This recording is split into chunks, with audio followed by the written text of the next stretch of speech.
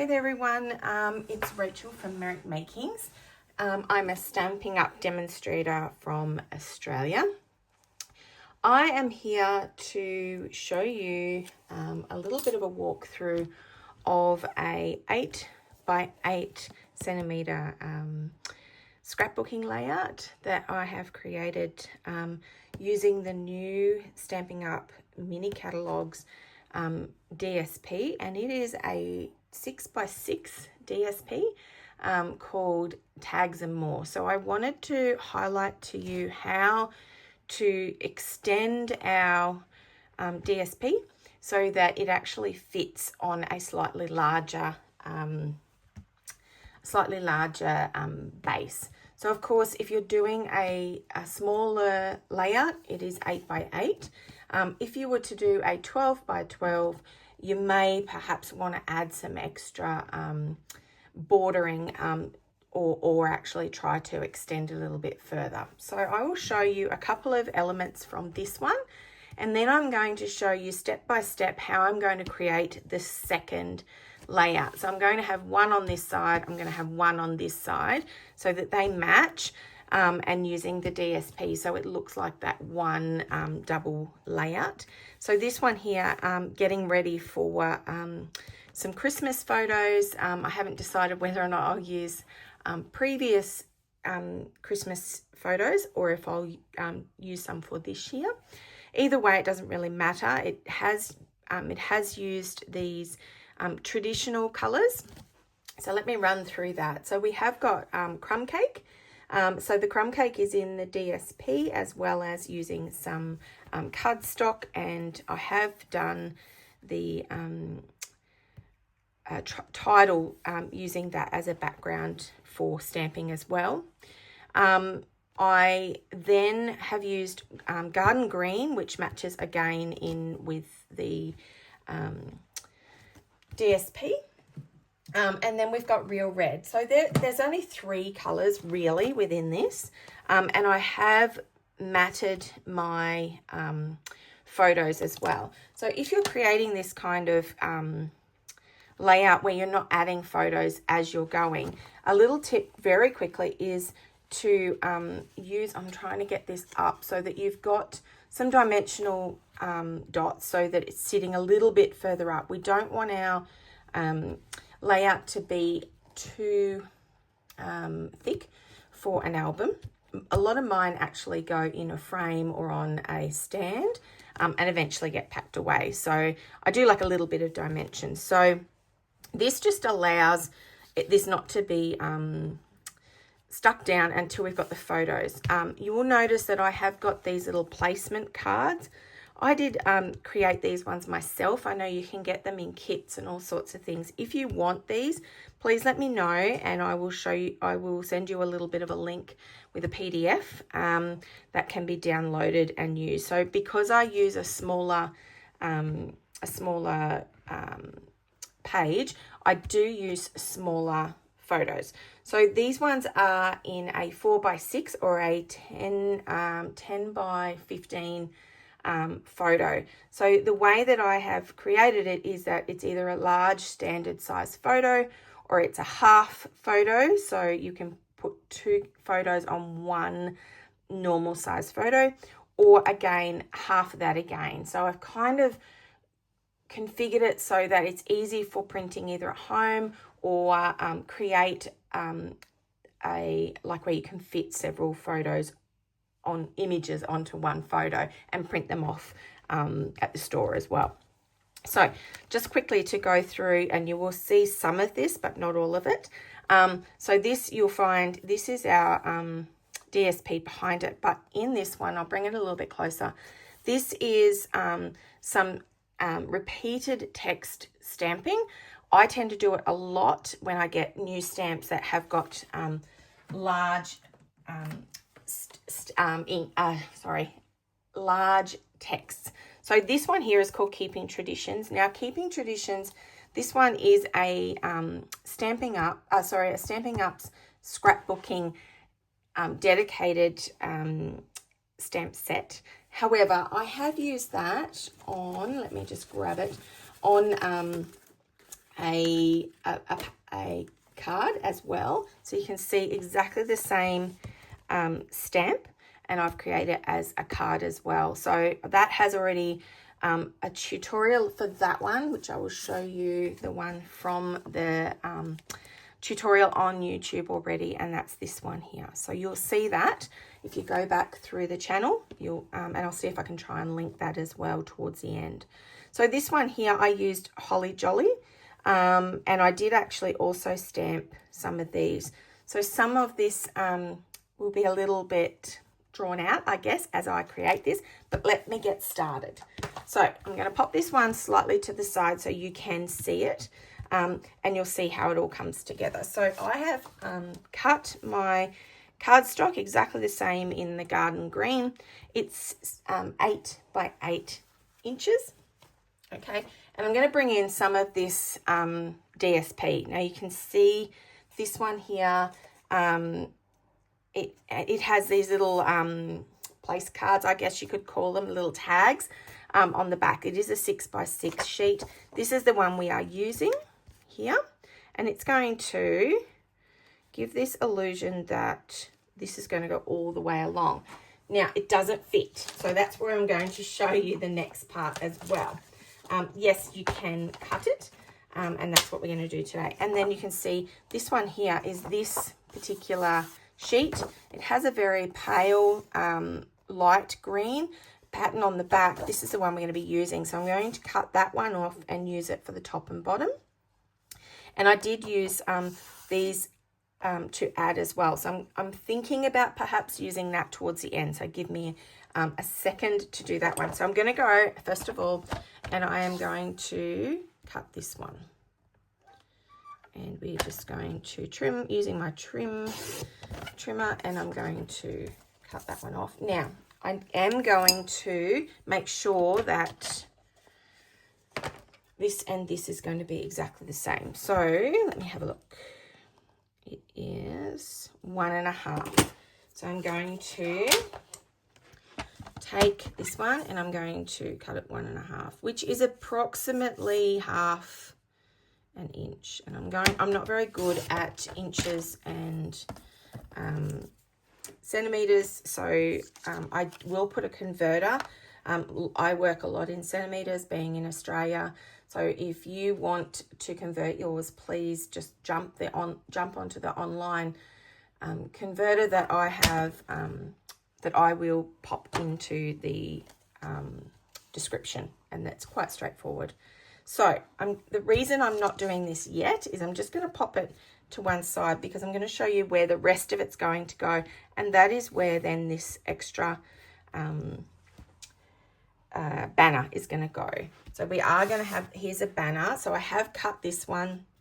It is, let me see, it's approximately 0.5 centimeter less than our 8 inches. So our 8 inches are about 12.5 centimeters, so or just a little bit less. So this is about let me see, 19.8 in here. It's just enough to create a banner. So I'm going to do that first. So to create the banner, I'm just going to find the center. It doesn't have to be perfect. I'm going to go up a little bit, not too much. I'm going to go from one corner into that middle slit, and then I turn it over because it's easier, and exactly the same, we're just going to go up to that middle section as well. That creates our banner. Don't stress too much, it's not exactly the same. This one's slightly wider than the one I did originally, so I probably will put this to one side so that it's more symmetric. What I do want to do for this one is that repeated stamping. So it actually creates its own DSP, I guess you could say. So I'm going to grab that Holly Jolly and I am going to add it onto a block, and I'm just going to move that to one side for a second because I'm going to use Versamark, which is our watermark stamping, ink pad, sorry. And this one here, which is pretty old, it's been re-inked many times. It's a sticky kind of ink. This one here is a bit not uncolor, what do you call it? It's discolored is the word I'm trying to use.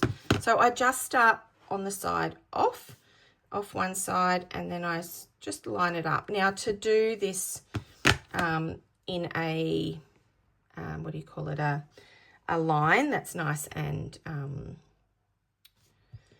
straight, I wouldn't stress too much about it.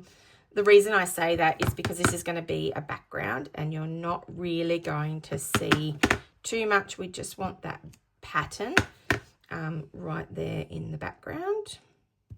And I just try to make sure that the text doesn't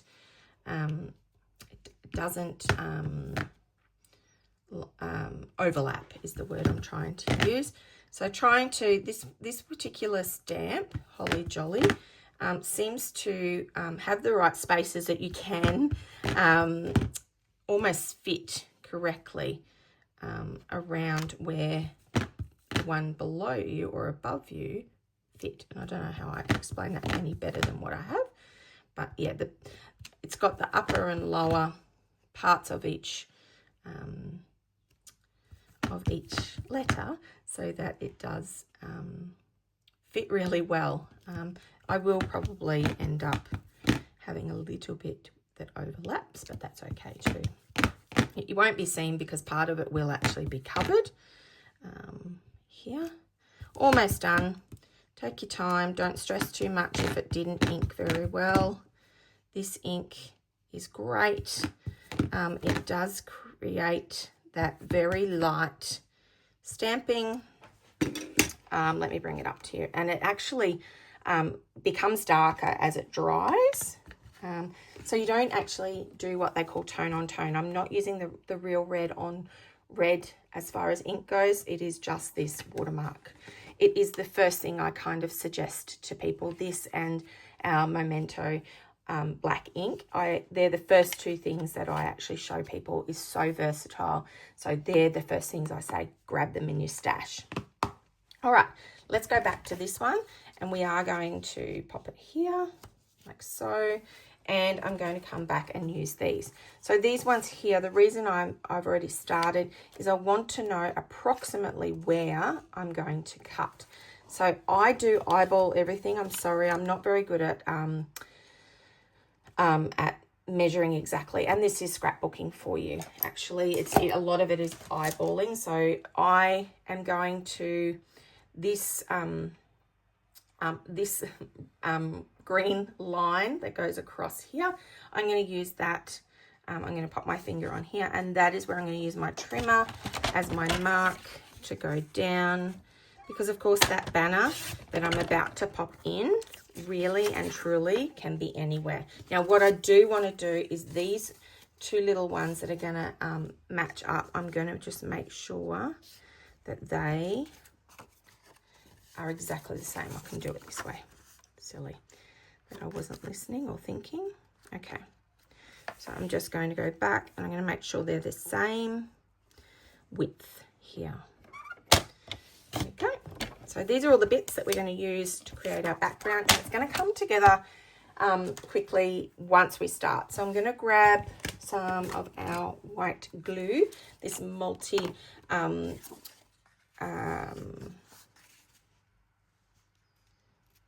what's it called? The multi Tombow glue is what I'm trying to say. Okay, now you can see on this one, I am really, I probably won't trim this off, but if it's a little bit narrower, I'm conservative. I actually take, take little strips off and use it in other projects. I think I'm almost out of Tombow glue. So let me just, because it's almost empty, it gets a bit clogged up in that last bit because it starts to dry out because it's been opened and closed so many times. So I just use a little pin to make sure that it's clean and dry. So I'm just going to line this up. I want it to try and line up to the lines. So can you see here? The lines, oh gosh, here, I want them to be as close as possible to line up, and then I want them on the edge like that. so that when you put the two together, even though there's not a big white space there, that the actual lines on this particular DSP will actually line up really well. Okay, so the next one is on the other side. So I tend to use my ruler for this sort of thing. I just line it up so it's across this edge, and I'm going to do exactly the same here. So I'm going to add some white.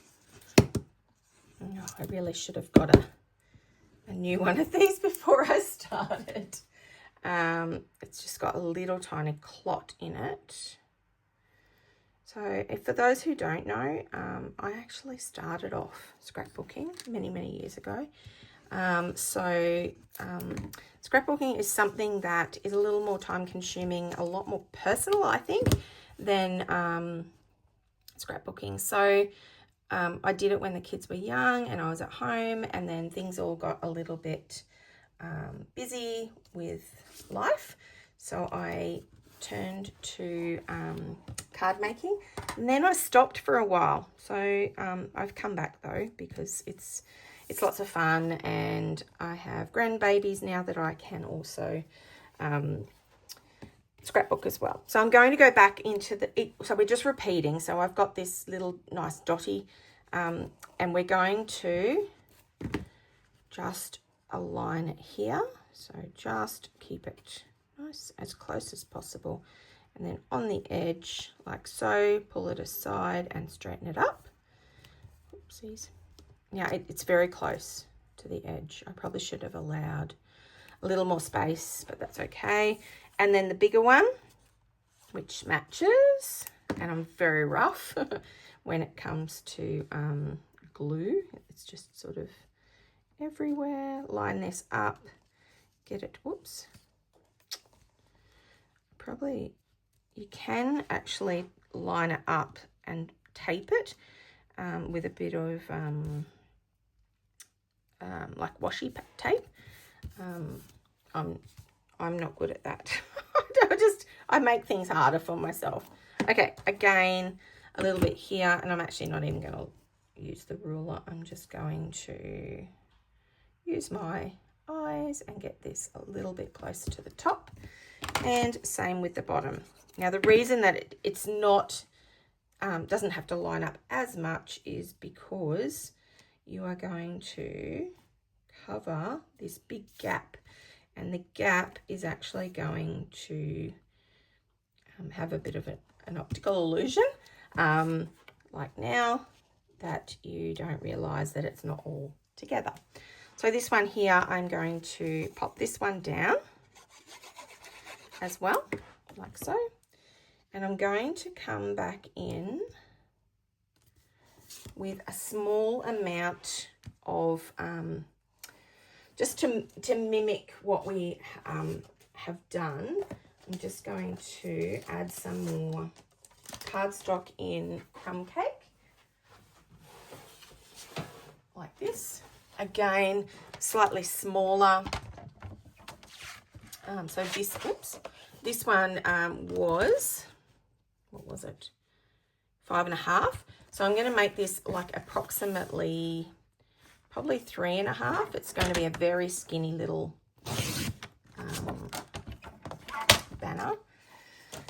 And I'm going to make it shorter. So this one here is going to come down like so. This is what I mean. You're going to end up a lot shorter there.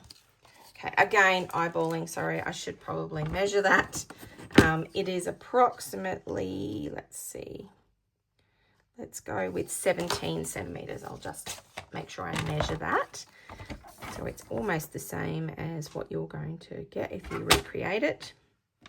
Okay, and again, I'm going to add another banner at the bottom, exactly the same way. I'm not going to add anything as far as stamping goes. I'm going to keep it pretty plain. Okay, and this one's going to go on as well. Now, I did use that one at the top earlier when I made my other one, like so. So you can see a lot of this stamping then gets covered up, but I just want it to mimic from side to side. Now, the next part I'm going to do is I'm going to use the alignment here, and I'm going to add some more photos. So here, using these ones, I've already matted it, so I've got two, one on top of the other, and I'm going to add this so it sits here, so it lines up, and it's going to be right near. I'm going to get it as close as I can, and there we go. So I've aligned that like that. Okay, so it lines up so it will be symmetrical. Now, the next one is going to have exactly the same. It's going to have, I'll just give you an idea. It's going to sit here. So that one there is actually going to be on a black cardstock. So this cardstock here is, I think it was 10.5 by 21. Okay, yes. And then this one folds in half. I haven't actually done it right, so hang on, I better cut another one so it's correct. Okay, I'm going to go make sure that I have 21 here, which is correct, and 21, maybe that wasn't 10.5. I haven't trimmed it all the way off. Okay, there we go. That's better. All right, so the reason I've cut this like this is where this is going to be our front, but this is going to be a flap as well. So let me add that here. Okay, we're going to create this flap. So I know that Stampin' Up, they now sell something called a flip flap, or flip flap. The flip flap is a plastic sleeve that can be adhered to your page as well, but this is a bit of an old trick that I have used for a long time. Now I'm going to open it up, and I'm going to create, adhere another photo at the top. So we're going to end up with 1, 2, 3, 4, 5, 6 photos on this one page, which is quite heavy. Now this one, I could put it on an angle like so, but I'm going to line it up. I'm going to be actually really, what's it called? I don't want it there. No, I think I want it here. And I'm going to pop that one here. Now I'm going to actually glue it down, and I'll show you. You can see a little bit over here. I'm going to add a bit more here, like so. So you still got a little bit of this banner sticking out from here. And in here, I'm going to lift this flap. In here, I'm going to add a little bit for journaling, and I'm going to mimic this with different layers, except in different order. So I have got a basic white, okay, and I will pop the measurements for these, like everything else, down the bottom of the video. I'm trying not to do more than sort of 25-30 minutes at this, and hopefully that will help if you're wanting to watch it. I watch a lot of my videos on YouTube in fast forward and slow it down, or go back to it if I want to see something. So there we go. That will sit. Now in an album, that will sit really well. You can put a slit in a sleeve and have it so that pokes out. I don't tend to. I don't want people who are looking at it and they're actually reading everything else. Now, the last little bit was, and I think I've popped it over here. So I'm going to use this, and I'm going to probably put 1 or 2 on the side here just so it balances. And I'll probably add some more little of the holly as well. I just want it to be fairly non-cluttered because it's quite heavy. So there we go. That is going to be the end. I will add a few photos on my social media, but also at the end here in a bit of a video of all the close-ups. And hopefully you will see how that looks good. Hopefully that has inspired you how to cut and spread out 6x6, and of course if you want it even bigger, you can cut a couple of your sheets of 6x6 and sort of hide them behind things, and they can go across a big space. So everyone, I did finish off this page with a few little elements, so I'm going to just quickly show you that one. Here we go. I did cut a couple of those little baubles as well and laid those down. You can see, oops, I haven't even chopped this bit off. There we go. So I've just trimmed the side so that it is hanging and it does coordinate with the one on this side, and I've make sure that it goes off the side. I've added a few more of the holly, which again is over this side, so now it's on this side. We do like symmetry a fair bit, and I've got some of these little sparkling sequins. They're the traditional ones in the catalogue as well, and I've just added those. I felt that was a little bit plain, so just adding the holly over the top and a couple of these little gems, which are very sparkly.